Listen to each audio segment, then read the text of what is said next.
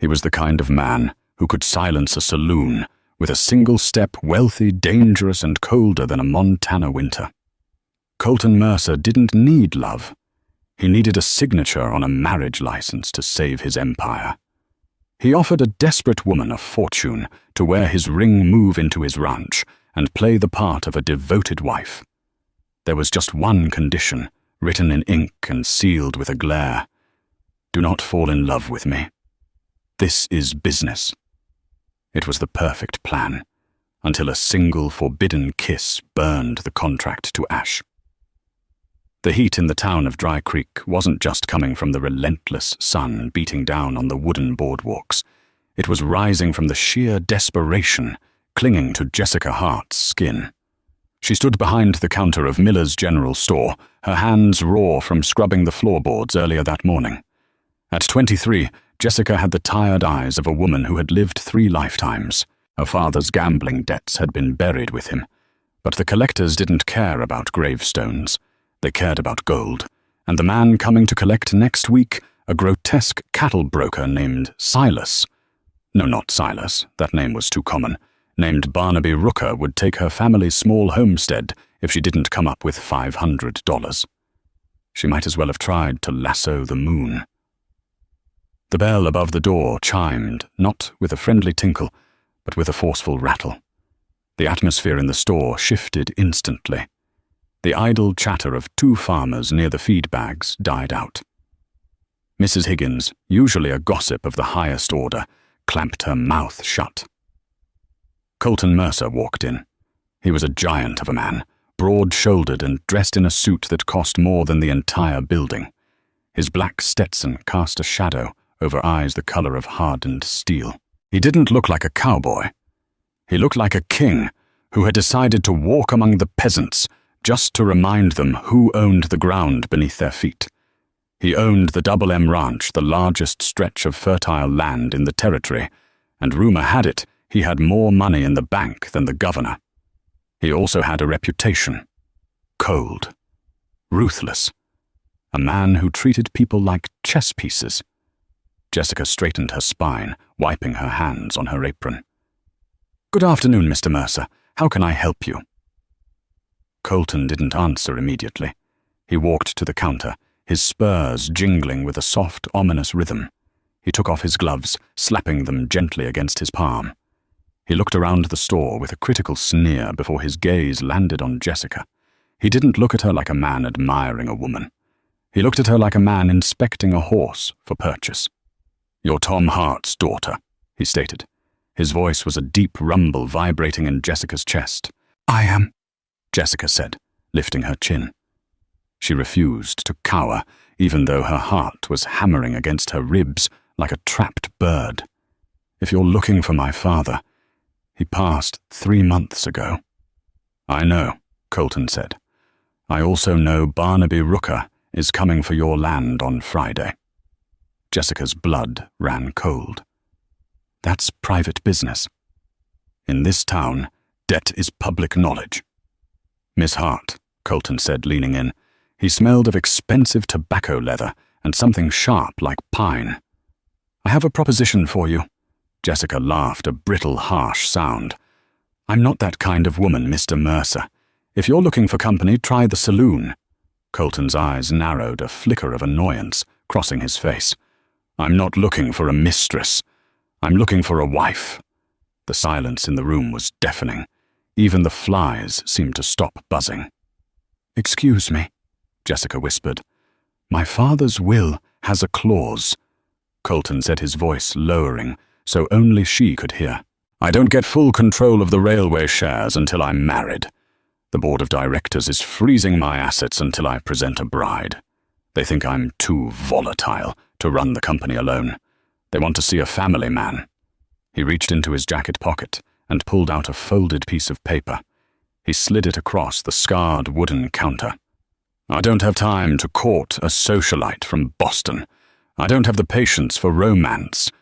I need a woman who is desperate, pragmatic, and local. I need a woman who needs money more than she needs a fairy tale." Jessica looked down at the paper. It was a contract. "1 year," Colton said. You marry me. You live at the Double M. You play the role of the doting wife in public. In private, you stay out of my way. In exchange, I pay off Rooker, I save your father's homestead, and I give you $5,000 when the year is up. $5,000. It was a fortune. It was freedom. And the catch? Jessica asked, her voice trembling. There's always a catch with men like you. Colton's expression hardened. The catch is the rule.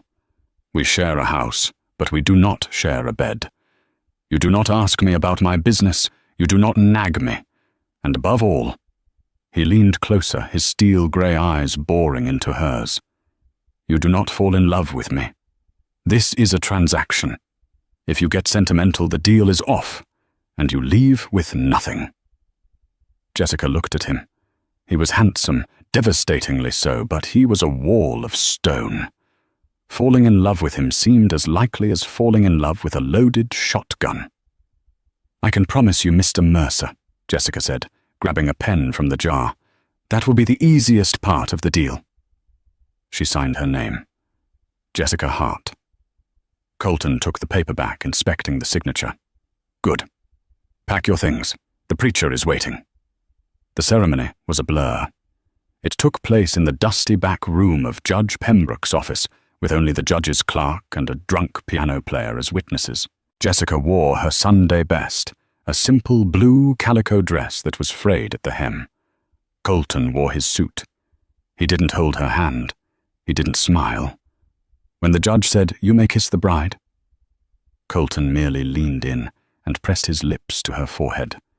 It was dry, quick, and completely devoid of warmth. "Let's go," he said, turning on his heel, before the judge had even finished signing the certificate. The ride to the Double M Ranch was 2 hours of silence. Jessica sat stiffly in the carriage, watching the landscape change. They left the dusty plains of Dry Creek and ascended into the foothills. The grass became greener, the trees taller. The Double M wasn't just a ranch, it was a kingdom.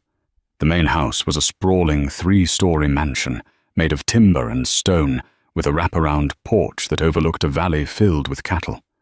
As the carriage pulled up, a storm was brewing over the mountains. Dark purple clouds swirled, mirroring the knot of anxiety in Jessica's stomach. A woman was waiting on the porch. She was older, with severe grey hair, pulled back into a tight bun, and a face that looked like it had been carved out of granite. "This is Mrs. Galloway," Colton said, as he helped Jessica down, his grip firm but impersonal. "She runs the household. She knows the arrangement." Mrs. Galloway looked Jessica up and down, her lip curling slightly. "She's thin, Mr. Mercer, and her dress is practically rags." "She's my wife now, Mrs. Galloway," Colton said sharply. "See that she gets everything she needs. Put her in the blue room." "The blue room?" Jessica asked, trying to keep up. Is that near your room?" Colton stopped on the stairs and turned to look at her. The wind whipped his coat around his legs. "My room is in the east wing. The blue room is in the west wing. As I said, Jessica, may I call you Jessica now? We lead separate lives." He didn't wait for an answer. He stormed into the house, barking orders at a stable hand named Rusty to take care of the horses. Jessica was left standing on the porch, the first drops of rain beginning to fall. She felt less like a bride and more like a new piece of furniture that had just been delivered. Mrs. Galloway ushered her inside. The interior of the house was magnificent, filled with mahogany furniture, velvet drapes, and crystal chandeliers. But it was cold. There were no flowers, no personal touches. It felt like a museum. "Dinner is at 7 sharp," Mrs. Galloway said, leading Jessica up the grand staircase. "Mr. Mercer does not like to be kept waiting, and he does not like chatter during meals. He reads his correspondence." "Does he ever smile?" Jessica asked, unable to help herself. Mrs. Galloway stopped and looked back. "Mr. Mercer hasn't smiled since the fire that took his brother 5 years ago. You'd do well to remember that. You aren't here to fix him, girl. You're here to sign papers." Jessica was shown to her room. It was beautiful with a four-poster bed and a view of the mountains. A trunk of the new clothes sat at the foot of the bed, dresses of silk and satin in deep greens and burgundies. Colton had evidently prepared for this. He had bought her a wardrobe before he had even bought her cooperation. She changed into a dark green gown that fit surprisingly well. She looked at herself in the mirror. She looked like a lady. She looked like the wife of the richest man in Montana. But her eyes were still the eyes of Jessica Hart, the girl who scraped pennies to buy flour. At 7 o'clock, she went downstairs to the dining room. The table was long enough to seat 20 people. Colton sat at one end. Her place setting was set at the other 10 feet away. He was reading a telegram. He didn't look up when she entered. "Sit," he commanded. Jessica sat. The soup was served in santuo. The clinking of spoons was the only sound. "So," Jessica said, her voice echoing in the large room, "what do I do all day if I'm not to disturb you?" Colton lowered the paper slowly. His eyes traveled over her new dress, lingering for a fraction of a second on the way the green silk complemented her pale skin and auburn hair. He quickly looked away, picking up his wine glass. "You spend money," he said. "You go into town. You let people see you. You attend church on Sunday. You make the town believe that Colton Mercer has a heart. Next week is the Founders' Ball. We will attend together. You will dance with me. You will smile. And if anyone asks, you will tell them we have been courting in secret for 6 months. Lying comes easy to you, doesn't it?" Jessica challenged. Colton slammed his glass down. The red wine sloshed over the rim. "Survival comes easy to me, Jessica. Do not mistake the two. I am protecting my legacy. You are protecting your father's dirt farm. We are both liars tonight." He stood up, tossing his napkin on the table. "I'll be in my study. Do not disturb me." He walked out, leaving Jessica alone with the cold soup and the vast, empty silence of her new life. She looked at the ring on her finger, a heavy diamond that sparkled in the candlelight. It felt heavier than a shackle. But later that night, as a thunderstorm raged outside, shaking the window panes Jessica heard pacing in the hallway, she cracked her door open just an inch. She saw Colton standing by the window at the end of the hall, staring out into the dark, rain-lashed night. He had a glass of whiskey in one hand, and his other hand was pressed against the glass. His shoulders were slumped, the posture of a man carrying the weight of the world. For a moment, the king of the cattlemen looked incredibly lonely. Jessica almost stepped out, almost went to ask him if he was all right. But then she remembered the rule. This is business. She closed the door softly, locking it. She had survived poverty. She could survive a cold marriage. Or so she thought. The night of the Founders' Ball arrived, bringing with it a tension that was tighter than the corset Jessica was forced to wear. She stood in front of the full-length mirror in the blue room. The dress Colton had selected was a deep, shimmering midnight blue velvet, trimmed with silver lace that caught the light like sauce. It was cut lower in the bodice than anything she had ever worn, and exposing the creamy slope of her neck and shoulders. She looked like a queen. She felt like a fraud. A sharp knock on the door made her jump. "Enter," she called out, smoothing the velvet over her hips. Colton walked in. He stopped dead in his tracks. For 3 days they had barely spoken. He had been a ghost in his own house, leaving before dawn and returning after she was asleep. But now, seeing her in the dress he had paid for the ghost, became very real. His gaze raked over her, dark and unreadable. He wore a tuxedo that accentuated the width of his shoulders, his black hair slicked back, revealing the sharp, rugged lines of his jaw. "You'll do," he said, his voice rougher than usual. He stepped forward, holding a small velvet box. "Turn around." Jessica obeyed, her heart thumping against her ribs. She felt his warm hands brush against the bare skin of her neck as he fastened a necklace. It was heavy. Cold diamonds and sapphires. "This belonged to my mother," he murmured, his breath hitching slightly near her ear. "Do not lose it." "I won't," Jessica whispered. The heat radiating from him was intoxicating. For a second, he didn't pull away. He stood just behind her, his reflection towering over hers in the mirror. They looked like a power couple, invincible. "Remember the rules, Jessica," he said, his eyes meeting hers in the glass. "Tonight is a performance. Nothing more." He offered his arm, stiff and formal. The town hall had been transformed. Streamers hung from the rafters, and a live orchestra played a waltz. When Colton and Jessica Mercer walked through the double doors, the room went silent. Whispers rippled through the crowd like wind through wheat. "Is that the Hart girl? Look at those diamonds. I heard he paid off her father's debt." Colton's grip on her arm tightened. "Smile," he commanded through gritted teeth. "And look at me, like I hung the moon." Jessica turned her face to him, plastering a dazzling smile on her lips. "Like this, darling?" she asked, her voice dripping with sugary sarcasm. "Perfect," he muttered. They moved through the crowd, accepting congratulations. Colton was charming a side of him she hadn't seen. He shook hands, made jokes, and played the part of the happy groom. But Jessica could feel the tension in his muscles. He was scanning the room, waiting for something. It didn't take long. Well, if it isn't the happy couple.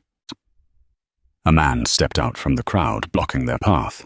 He was shorter than Colton, with a face that looked like it had been punched a few times, and a suit that was too flashy.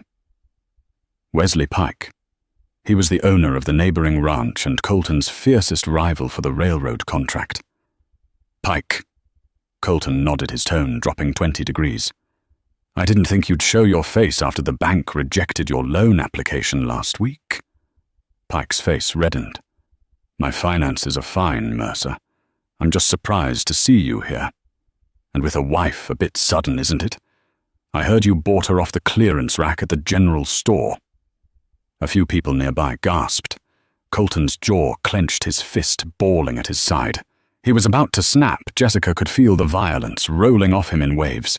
If Colton punched Pike, the board of directors would hear about it. He would look unstable. He would lose the contract. Jessica laughed. It was a light musical sound that cut through the tension. She stepped forward, slipping her hand from Colton's arm to rest it possessively on his chest, right over his heart.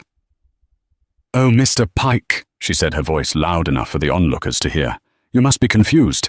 Colton didn't find me at the store. He found me right where he left his heart years ago. We just finally decided to stop wasting time." She looked Pike up and down with a pitying smile. "But I understand why you're bitter. It must be hard to focus on business when you're so worried about other people's happiness. Perhaps that's why your cattle yield was down 40% this quarter," Pike sputtered.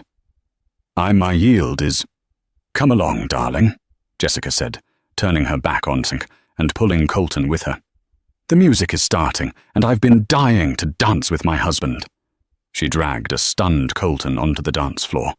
As the waltz began, he placed his hand on her waist. "Where did you hear about his cattle yield?" Colton asked, staring down at her. There was a new light in his eyes. "Respect. I read your ledgers in the library this morning," Jessica admitted. "I was bored. You leave a lot of paper lying around." Colton didn't scold her. For the first time, the corner of his mouth quirked up. It wasn't a smile, but it was close. "You're dangerous, Mrs. Mercer," he murmured. "I'm expensive, Mr. Mercer," she countered. "You get what you pay for." For the rest of the dance, he held her a little tighter than necessary. The space between them, mandated by his contract, seemed to shrink with every turn of the waltz. 3 days after the ball, the heatwave broke. The sky turned a bruised purple, and the wind began to howl through the valley, stripping the leaves from the cottonwood trees. A summer storm was rolling in fast and violent. Colton had been gone since dawn, inspecting the northern fence line. Jessica was alone in the massive house, pacing. The victory at the ball had shifted something between them. Colton wasn't as cold. He watched her when he thought she wasn't looking. But he was still distant, retreating to his study every night, locking the door against her. By afternoon, the rain was coming down in sheets. Rusty the stable hand burst into the kitchen dripping wet. Mrs. Mercer. "We got a problem. The bridge over Miller's Creek is washing out. The prize stallion, Titan, broke out of the paddock. He's headed for the gorge." "Where is Colton?" Jessica asked, panic rising in her throat. "He's up on the ridge. He can't hear the bell. I can't go after the horse and secure the barn at the same time." Jessica didn't think. She acted. She had grown up on a farm. She could ride as well as any man in the territory. Secure the barn. "Rusty, I'll get Titan. But ma'am, Mr. Mercer will skin me alive if I'm his wife, not his prisoner." "Go." Jessica ran out into the storm. She grabbed a slicker from the hook and mounted her mare, Shadow. The wind nearly tore her from the saddle as she galloped out of the yard. The rain was blinding. Mud splashed up, coating her dress and face. She rode hard toward the gorge, squinting through the deluge. She found Titan near the edge of the rising creek.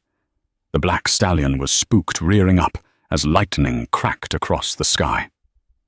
"Easy, easy, boy," Jessica screamed over the thunder. She dismounted her boots, sinking into the mud. She grabbed Titan's halter, trying to calm the massive beast. "I've got at you."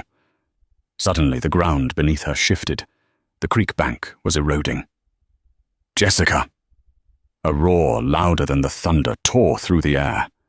She looked up to see Colton charging toward her on his horse, his face a mask of pure terror. He leaped from his saddle before his horse had even stopped sprinting toward her. "Get away from the edge!" he bellowed. He lunged for her, just as the mud gave way. Jessica screamed as she slipped, sliding toward the raging brown water. Colton's hand clamped around her wrist like an iron manacle. He dug his boots into the mud, groaning with exertion, and hauled her up. He pulled her hard, swinging her away from the water and crashing into the wet grass. They tumbled together, rolling through the mud until they came to a stop. Jessica was gasping for air, her hair plastered to her face. Colton was on top of her, pinning her to the ground to keep her from moving. He was breathing heavily, his chest heaving against hers. His eyes were wide, the pupils blown. The rain washed over them, but Jessica could feel the heat of his body searing through her wet clothes. "Are you insane?" Colton roared, shaking her slightly. "You could have been killed." "What were you thinking? I was saving your damn horse," Jessica yelled back, shoving at his chest. "You care more about your assets than anything else, don't you? I thought you'd be happy." "Happy?" Colton's voice broke. He grabbed her face between his gloved hands, forcing her to look at him. "I watched my brother die in an accident like this. I am not going to watch you die too." The confession hung in the air, heavy and raw. Jessica froze. "Colton, I told you," he whispered, his voice dropping to a growl. "I told you this was business. I told you not to make me care." He looked at her lips. The raindrops were tracing the curve of her mouth. The contract was forgotten. The money was forgotten. The rules were incinerated by the lightning strike of adrenaline and fear. Colton lowered his head and crushed his lips against hers. It wasn't a gentle kiss. It was a collision. It was possessive, desperate, and angry. It tasted of rain and whiskey and repressed longing. Jessica gasped, opening to him, her hands tangling in his wet hair, pulling him closer. For a moment, the world narrowed down to just the two of them in the mud. He kissed her, like he wanted to devour her. His hands sliding down her back, pressing her body against his. Jessica felt a fire ignite in her belly that terrified her. She wasn't pretending anymore. She was falling. Colton groaned a low sound in his throat and deepened the kiss, his tongue sweeping into her mouth, claiming her. Then, as abruptly as it began, he tore himself away. He pushed himself up, scrambling backward as if she had burned him. He stood up in the rain, his chest heaving, wiping his mouth with the back of his hand. He looked down at her, his eyes wild with conflict. That, he panted. That was a mistake. Jessica pushed herself up on her elbows, shivering. Colton. Get on your horse, he commanded, his voice suddenly ice-cold again. The walls were back up higher than before. Go back to the house. Do not speak of this. He grabbed Titan's reins and mounted his own horse, refusing to look at her. Colton, wait. But he didn't wait. He spurred his horse and galloped away into the storm, leaving Jessica sitting in the mud, her lips still burning from his kiss, and her heart cracking right down the center. She had broken the only rule, and God help her, she wanted to break it again. The silence that descended on the Double M Ranch was heavier than the storm that had just passed. For 3 days following the incident at the creek, Colton Mercer was a ghost. He left the house before the sun crested the mountains and returned only after the grandfather clock in the hallway chimed midnight. He didn't eat dinner at the long mahogany table. He didn't leave notes. Jessica moved through the house like a phantom, her skin still humming with the memory of his touch. Every time she closed her eyes, she felt the rain, the mud, and the crushing weight of his body against hers. She felt the desperate, hungry way he had kissed her. That wasn't business. That was raw, unfiltered need. She wanted to talk to him. She wanted to ask him why he had looked so terrified when she almost fell, why he had kissed her like it was the last thing he would ever do, and why he was now punishing her for it. On the 4th evening, she couldn't take it anymore. She saw the light under his study door. Jessica didn't knock. She turned the handle and walked in. Colton was sitting behind his massive oak desk, surrounded by mountains of paperwork. He looked exhausted. There were dark circles under his eyes, and he hadn't shaved in 2 days, the stubble darkening his jaw. A glass of whiskey sat untouched near his hand. He looked up, his eyes narrowing instantly. I didn't hear you knock. I didn't knock, Jessica said, walking further into the room. She was wearing a simple cream-colored dress, her hair loose around her shoulders. We need to talk, Colton. There is nothing to talk about, he said, returning his gaze to the ledger in front of him. I'm busy. The railroad contract is in the final stages. Stop it, Jessica snapped. She slammed her hand down on the desk right on top of his papers. Stop pretending nothing happened. You kissed me. Colton froze. He slowly looked up at her hand, then to her face. His expression was a mask of granite. I slipped, he said coldly. Adrenaline. A moment of weakness. It won't happen again. Weakness, Jessica repeated, her voice rising. It didn't feel like weakness. It felt real. And for a moment I thought maybe you felt it too. Colton stood up abruptly, his chair scraping loudly against the floorboards. He walked to the fireplace, turning his back to her. What I feel is irrelevant, Jessica. Read the contract. Clause 4. No emotional entanglement. You are here to play a role. If you are confusing the performance with reality, then you are not as intelligent as I thought. His words were like a slap. Jessica recoiled, tears stinging her eyes. Is that all I am to you? She whispered. An employee, a signature. Colton gripped the mantel of the fireplace, his knuckles turning white. You are the woman who is going to get $5,000 to save her family's legacy. Isn't that enough? Don't ask for things I cannot give you. I am not a man capable of love. That part of me burned down a long time ago. He turned to face her, his eyes dead. Go to bed, Jessica, and lock your door. I don't want to see you until breakfast. Jessica stared at him for a long moment, her heart breaking in her chest. Then she nodded slowly. Fine. If you want business, Mr. Mercer, I'll give you business. She turned and walked out, slamming the door behind her. The next morning, Jessica ordered the carriage. She couldn't stay in the house. She needed air. She needed to escape the suffocating tension of the Double M. Take me to town, she told Rusty. I need to visit the general store. Dry Creek was bustling. The recent rains had made the roads muddy, but the mood was high. Jessica walked along the boardwalk, ignoring the whispers. She knew what they were saying, that she was the luckiest woman in the territory. If only they knew. She was exiting the milliner's shop when a voice called out to her. "Mrs. Mercer, or should I say the future ex-Mrs. Mercer." Jessica stopped and turned. It was Wesley Pike. He was leaning against a post, smoking a cigar, a nasty smirk plastered on his face. "Get out of my way, Mr. Pike," Jessica said, clutching her reticule. "I have no patience for you today." "Feisty," Pike chuckled, stepping closer. "Colton always did like breaking wild horses. But you know, I actually feel sorry for you, Jessica. You're walking around with your head held high, thinking you struck a deal with a businessman. You don't realize you made a deal with the devil." "My husband is a good man." Jessica lied, her chin tilting up. "Better than you." "Is he?"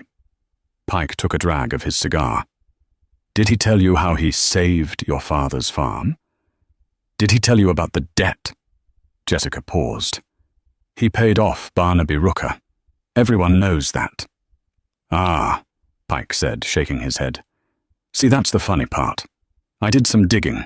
I wanted to know how Mercer got the upper hand so fast. It turns out Barnaby Rooker didn't own your father's debt last month." He reached into his jacket and pulled out a folded document. "Here, a copy of the bank transfer." Jessica hesitated, then snatched the paper. Her eyes scanned the lines. Transfer of debt, title. Thomas Hart Estate.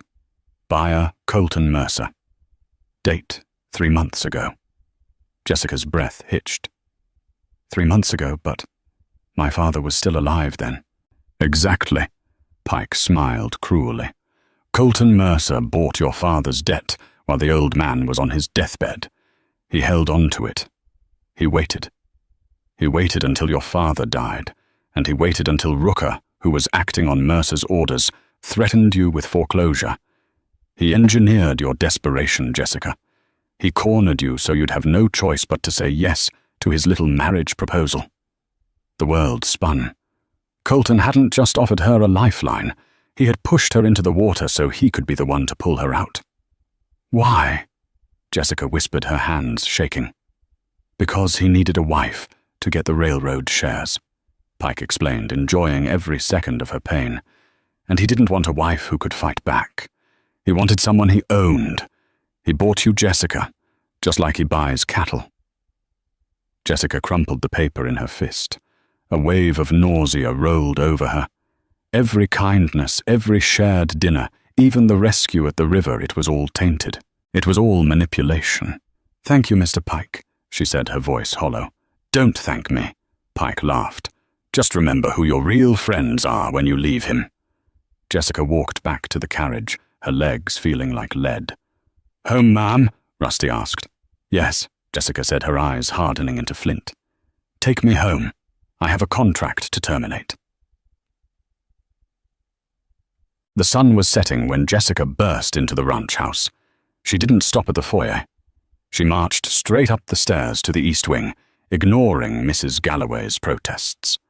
She found Colton in his bedroom. He was changing for dinner, buttoning a fresh white shirt. He looked up, surprised by her sudden entrance. "Jessica, what is the meaning of—" Jessica threw the crumpled paper at his chest. It hit him and fell to the floor. Colton looked down at it, then back at her. His face didn't change. He didn't look guilty. He looked resigned. "You knew," Jessica said, her voice trembling with rage. "You owned the debt the whole time. You could have forgiven it while my father was alive. You could have saved him the stress that probably killed him, but you held it over our heads like an axe." Colton picked up the paper. "Your father was a bad gambler, Jessica. Someone was going to buy that debt. It was better that it was me." "Better?" she screamed.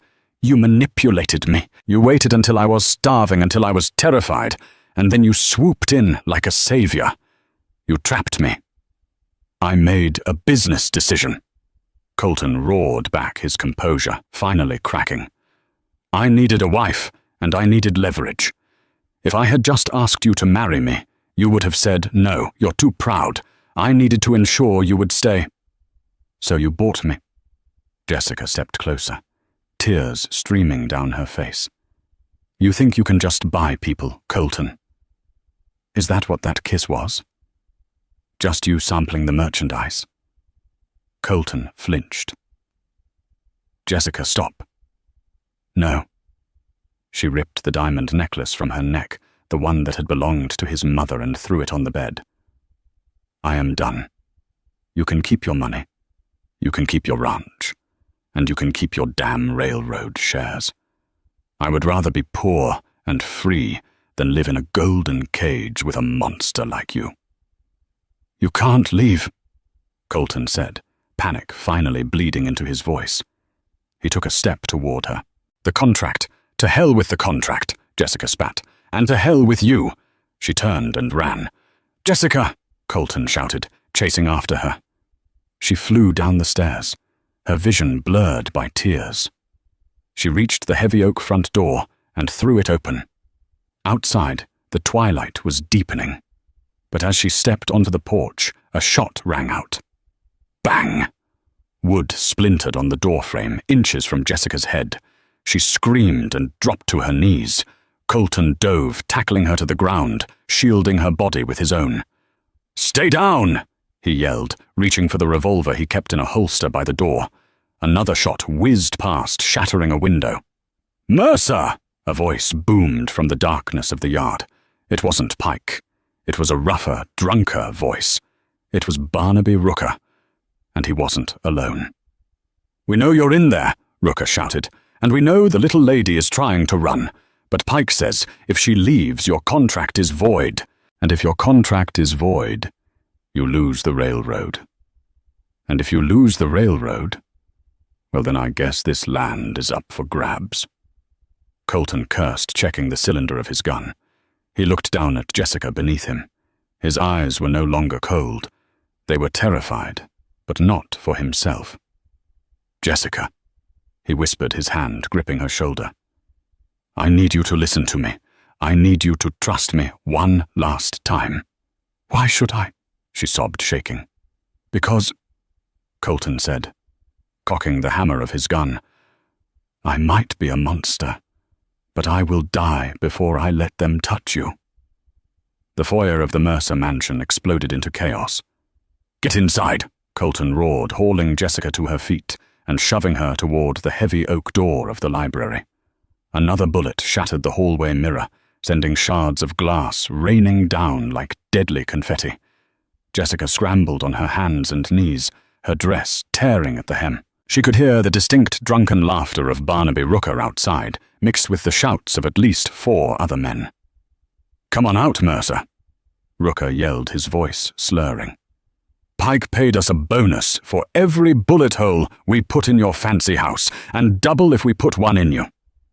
Colton slammed the library door shut and threw the deadbolt. He dragged a heavy mahogany desk across the floor, barricading the entrance. The room was dark, lit only by the flashes of lightning from the storm that was still grumbling in the distance, or perhaps it was just the thunder of Jessica's heart. Stay down, Colton ordered. He moved with a terrifying efficiency.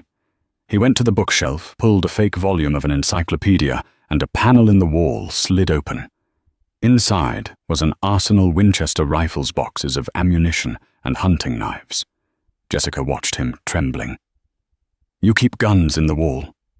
I told you, Colton said, tossing her a small revolver. I have enemies. Today you are one of them, but right now Rooker is the bigger problem. Do you know how to use this? Jessica stared at the cold metal in her hands. I grew up on a farm, Colton. I can shoot a coyote at 50 yards. Good. His eyes met hers. They were dark, intense, and filled with a strange mixture of adrenaline and regret. Aim for the legs if you can. But if they come through that door, shoot to kill. Do not hesitate. Rooker is not a man who believes in mercy. Why are they doing this? Jessica asked, her voice cracking. Pike. Just for a contract. Pike doesn't just want the contract, Colton said, loading a Winchester with a rhythmic clack-clack. He wants to destroy the Mercer name. He knows if I die tonight, the railroad deal collapses. He picks up the pieces for pennies on the dollar. And Rooker is just a hired thug who holds a grudge because I embarrassed him. Because you bought my debt, Jessica said bitterly. Colton paused. He looked at her, his face shadowed. Yes, because of that. A glass window in the library shattered inward. A Molotov cocktail, a crude bottle stuffed with a kerosene-soaked rag, sailed into the room.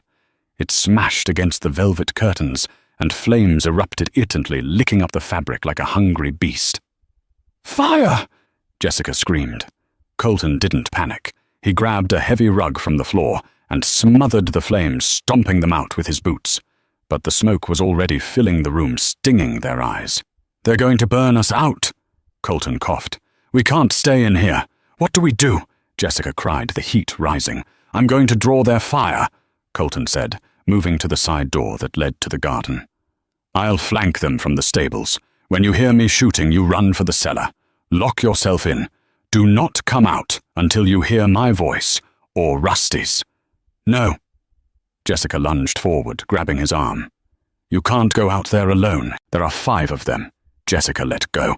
"You'll die," she sobbed, the anger at his betrayal suddenly eclipsed by the terrifying realization that she didn't want him to die. "Don't you dare die on me after ruining my life." Colton looked down at her hand, gripping his sleeve. For a split second his mask crumbled. He reached up and cupped her cheek, his thumb brushing away a smudge of soot. "If I die," he said hoarsely, "you get the ranch. It's in the will. You'll be the richest woman in Montana. You'll be free." "I don't want the ranch," Jessica screamed. "I want—" She didn't get to finish. Another bottle smashed through the window, landing closer this time. The heat was becoming unbearable. "Go." Colton shoved her toward the hallway. "Now." He kicked the side door open and sprinted out into the night, his rifle raised. Jessica didn't go to the cellar. She couldn't. She crouched by the window, peering through the smoke. She saw Colton dive behind a stone fountain. Muzzle flashes lit up the dark yard. Bang, bang. One of the attackers fell. Rooker screamed a curse. "Get him." "He's by the fountain." Bullets chipped away the stone around Colton. He was pinned down.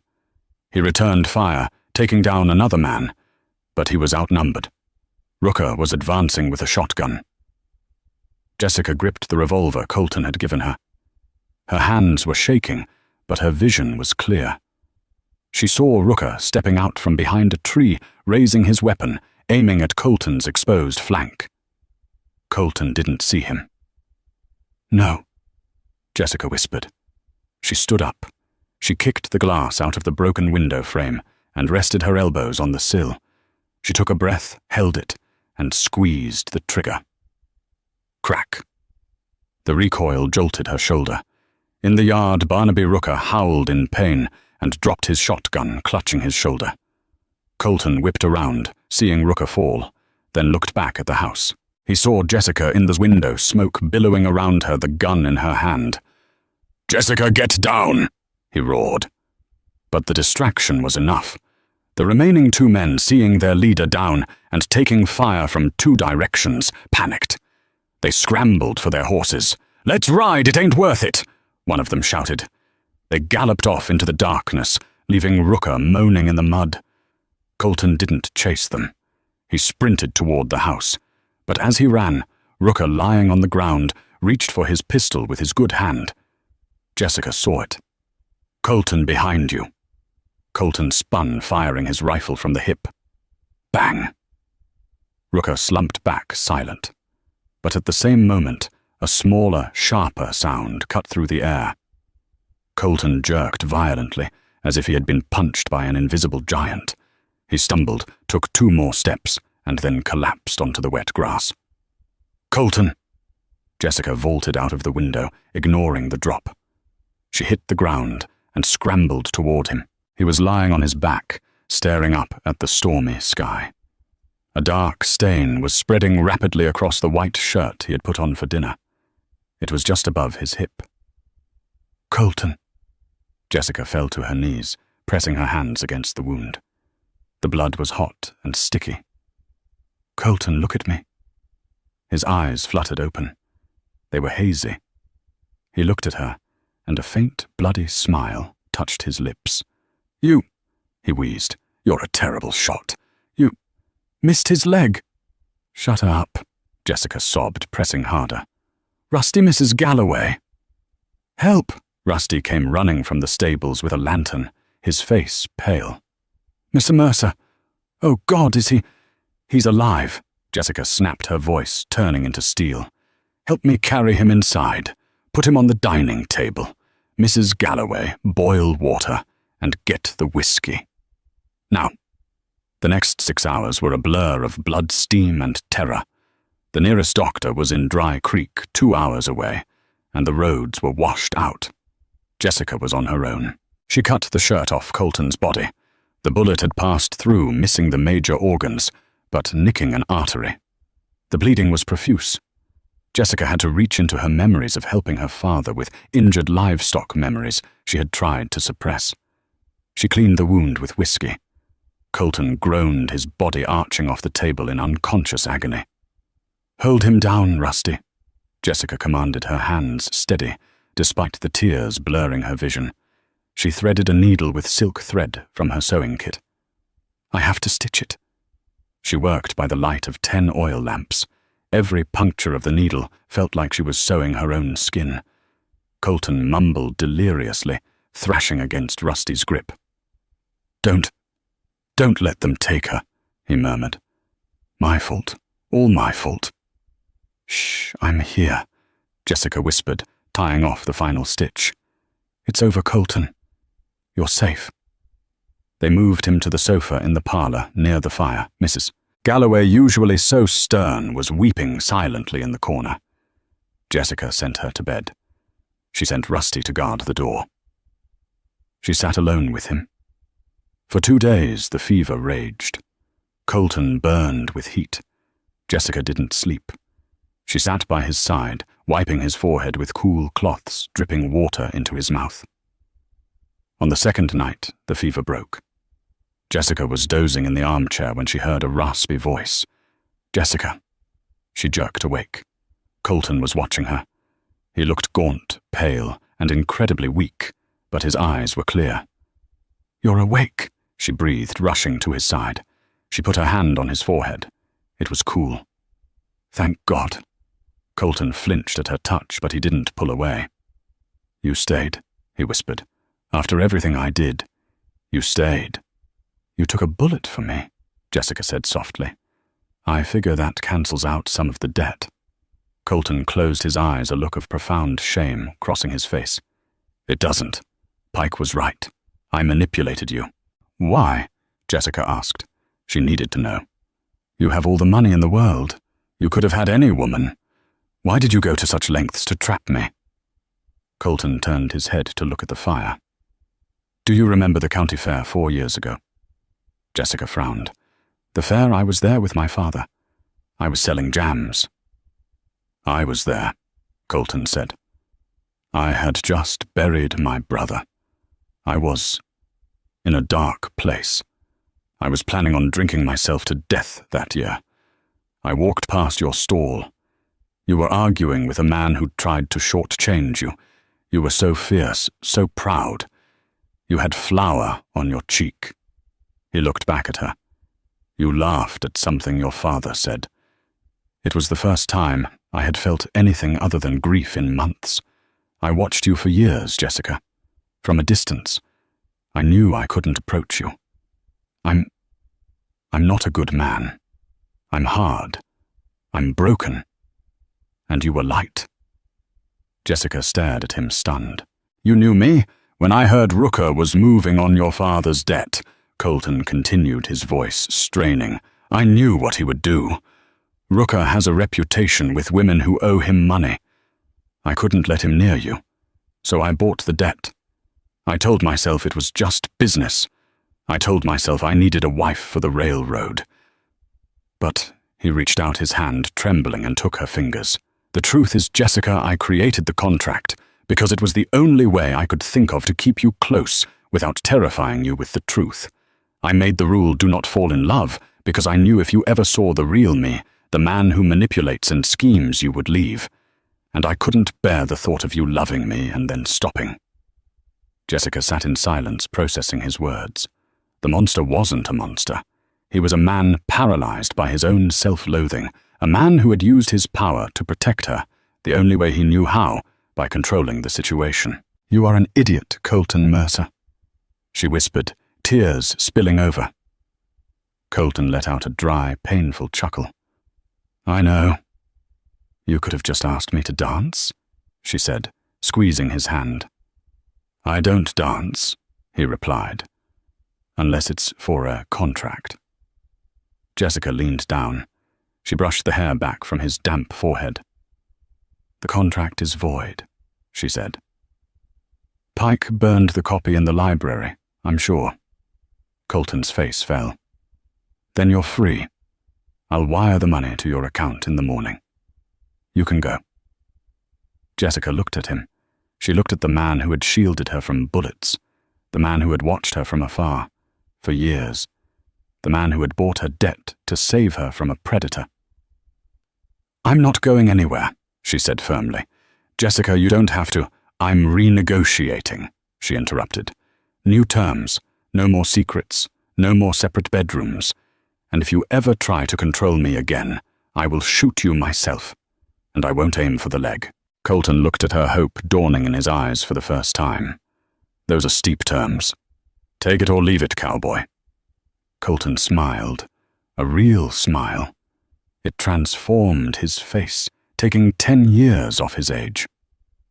"Deal." He pulled her down, ignoring the pain in his side, and kissed her. It was gentle this time. It was a promise. Recovery transformed the Double M Ranch.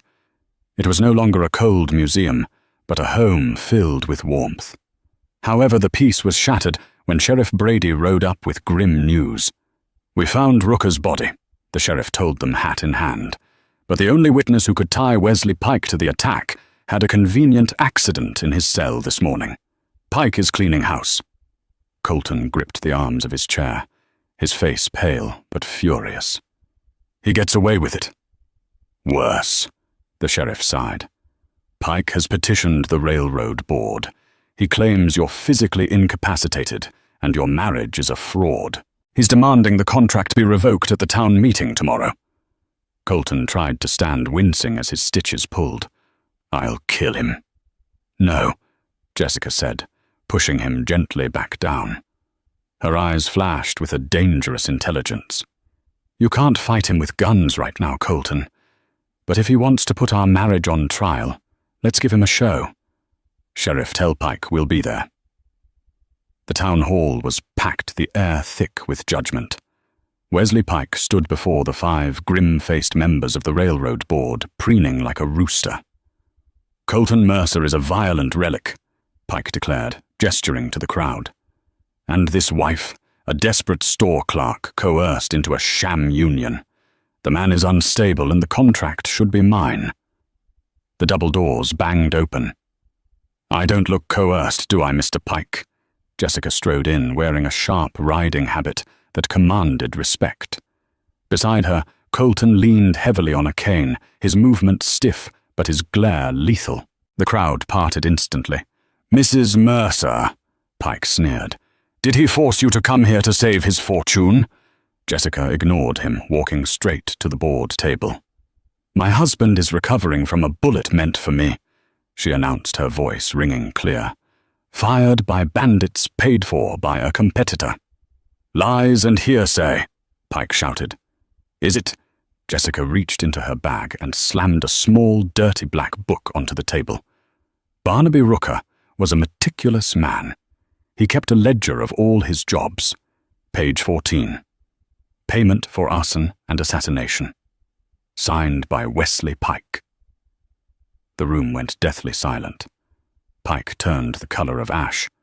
The chairman adjusted his spectacles, read the page, and looked up with a scowl. "Sheriff, arrest this man for conspiracy to commit murder." As Pike was dragged away screaming threats, the chairman extended his hand to Colton. "Mr. Mercer, the contract is yours, provided, of course, that your union is stable." Colton didn't look at the board. He dropped his cane, ignoring the pain in his side, and pulled Jessica into his arms. "My union," he rumbled loud enough for the whole town to hear, "is the only thing that matters." He kissed her deep, possessive and real. The crowd erupted in cheers. Jessica pulled back, breathless and smiling. "I told you I was expensive, Mr. Mercer." Colton grinned, his eyes full of light. "Worth every penny." From a cold contract signed in a dusty store to a love forged in fire and blood, Jessica and Colton Mercer proved that even the hardest hearts can be broken open by the right person. They didn't just build a railroad. They built a legacy that would last for generations. Sometimes the greatest risks aren't in business. They're in letting yourself be loved. If you enjoyed this story of twists, romance, and Western justice, please give this video a like and subscribe to our channel. Don't forget to hit the bell icon so you never miss a new story. What would you have done in Jessica's shoes? Let us know in the comments below. Thanks for watching.